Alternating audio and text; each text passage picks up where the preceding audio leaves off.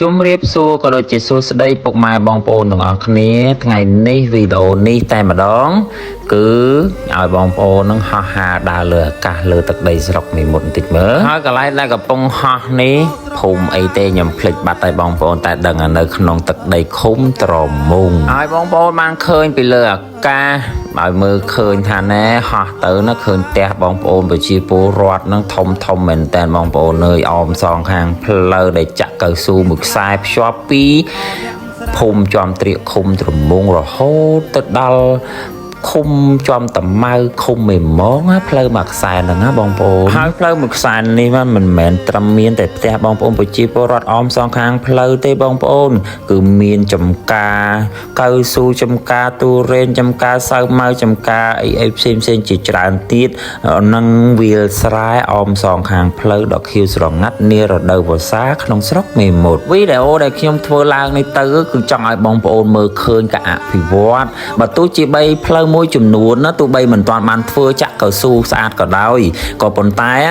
ថ្នាក់ឃុំថ្នាក់ស្រុកគាត់តែងតែយកចិត្តទុកដាក់ក្នុងការធ្វើផ្លូវជួសជុលក្រាគ្រួក្រហមដើម្បីឲ្យប្រជាពលរដ្ឋងាយស្រួលក្នុងការធ្វើដំណើរដូច្នេះហើយក្នុងនាមជាប្រជាពលរដ្ឋត្រូវតែជឿជាក់លើការដឹកនាំរបស់ថ្នាក់ឃុំថ្នាក់ស្រុកថ្នាក់ខេត្តក៏ដូចជាថ្នាក់ដឹកនាំនានាទាំងអស់ដែលកំពុងតែដឹកនាំនៅក្នុងប្រជាណាចក្រកម្ពុជាយើងដូចដែលយើងបានមើលឃើញហើយថាការអភិវឌ្ឍចេះតែទៅមុខបន្តិចម្ដងឥតឈប់ឈរការអភិវឌ្ឍក្នុងស្រុកយើងក៏ដូចជាប្រជាណាចក្រកម្ពុជាយើងទាំងមូល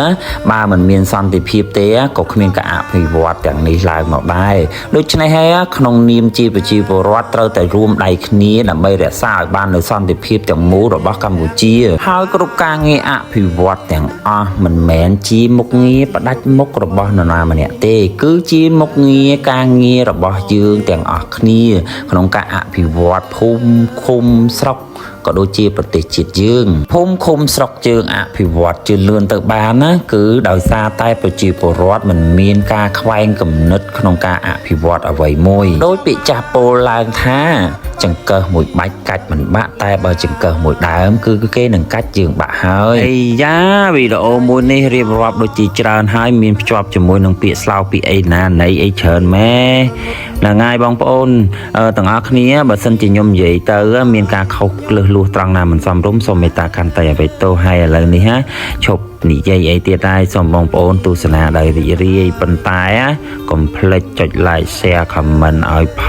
ងក៏ហើយជាពិសេសតែម្ដង follow ហើយដាក់ cipher ដាក់សំណប់ចិត្តមកដើម្បីឲ្យបានមើលឃើញវីដេអូខ្ញុំភ្លាមណាបងប្អូន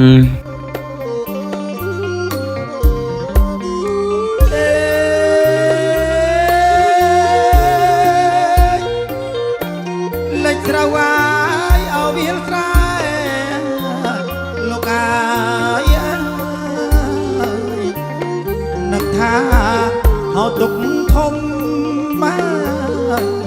ដូចនេះទុកខ្ញុំដូចភ្នំសំកត់